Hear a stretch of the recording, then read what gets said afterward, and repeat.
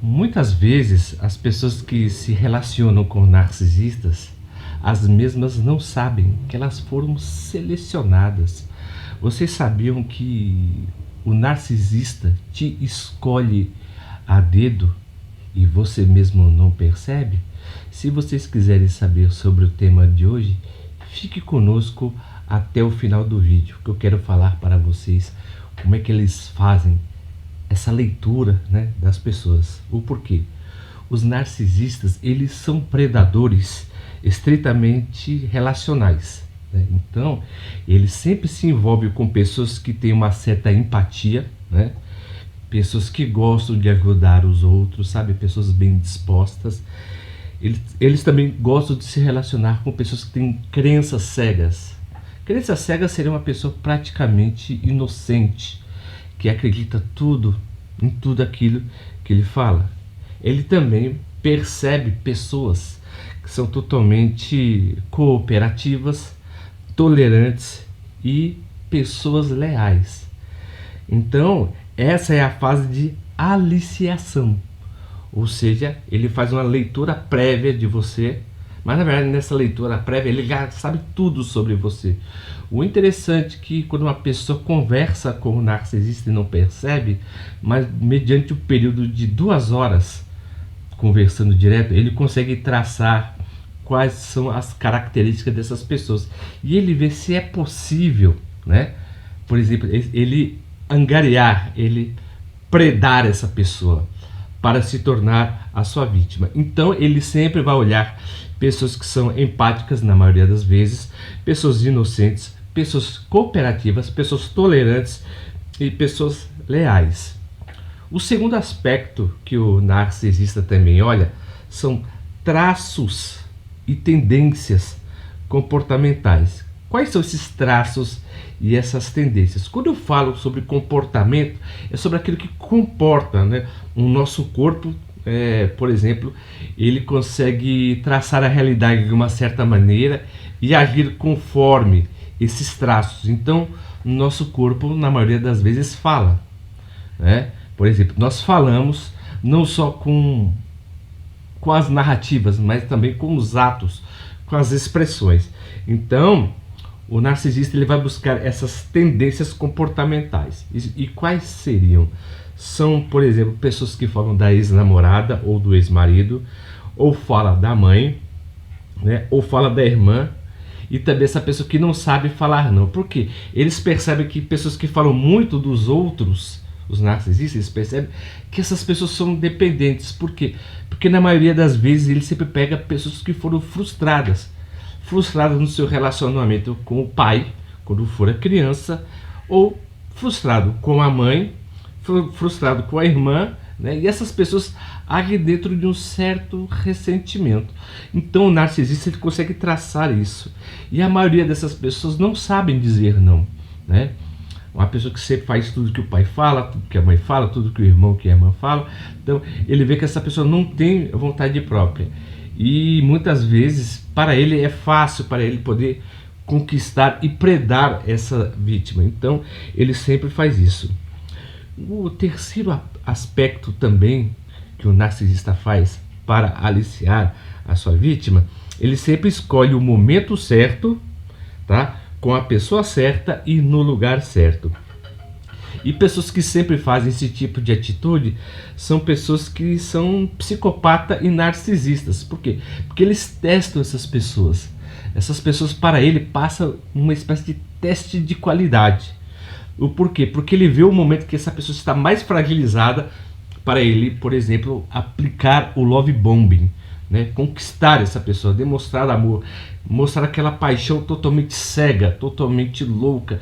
E assim ele conquista, na verdade, essa pessoa que está dependentemente emocional, né? Tem uma história de um amigo meu que quando ele perdeu a mãe, né, ele falou assim, quando chegou, né, estava perto de sepultar a sua mãe, e uma amiga dele estava triste, né? Porque há um tempo atrás tinha morrido, né, a sua mãe. E ela foi visitar. E um primo desse amigo meu, o que ele fez? Ele aproveitou o momento certo para conquistar essa moça. Eu não sei como é que se redundou, mas esse rapaz, ele percebeu que no maior momento de carência dela, ele a aliciou. Então eu não sei, eu não posso emitir um juízo que ele foi um narcisista ou não, mas ele se aproveitou da ocasião de dor desta pessoa para poder, na verdade, a conquistar. E na maioria das vezes o narcisista ele faz isso, viu? Ele tem uma desonestidade intelectual muito grande, do qual que ele imita a tristeza da outra pessoa para a pessoa achar que ele também está se condoendo com ela. Então há uma certa conexão, ele cria uma falsa conexão, enquanto que a vítima acha que essa conexão é verdadeira. Para essa pessoa que é narcisista, não, ele apenas está mimetizando esse sentimento como se fora verdadeiro. O terceiro aspecto é que são totalmente cirúrgicos, ou seja, eles sempre se preparam o momento certo para praticar o love bombing, né? Ou seja, que já está referido ao aspecto 3. Perdoe-me, esse na verdade é o quarto. Então você vê que há uma espécie de cadeia circunstancial do qual o narcisista age. Interessante que quando ele já conquista, né, a sua vítima, o narcisista, ele começa a fazer abuso e gaslight para depois fazer o descarte. O que é isso? Por exemplo, ele já conquistou essa pessoa, ganhou a confiança dela, conforme algum tempo, na verdade, ele vai se desabrochando, porque ninguém consegue disfarçar um comportamento por muito tempo. As pessoas, elas, quando interpretam algo, elas conseguem só fazer há um tempo propício para aquilo, para que ele conquiste a pessoa. Depois ele demonstra o seu verdadeiro caráter. Então o narcisista, depois que ele consegue fazer o gaslight, ele começa na verdade a fazer o quê? O princípio de descarte. E esse princípio de descarte vai criar uma espécie de ciclo, um ciclo relacional. O que seria esse ciclo relacional? Está no quinto aspecto. Por exemplo, que depois do relacionamento patológico ele despreza a vítima e ele vai reciclando relacionamentos antigos. Então quando ele termina com essa pessoa, o que ele faz? Ele já estava fazendo com outra.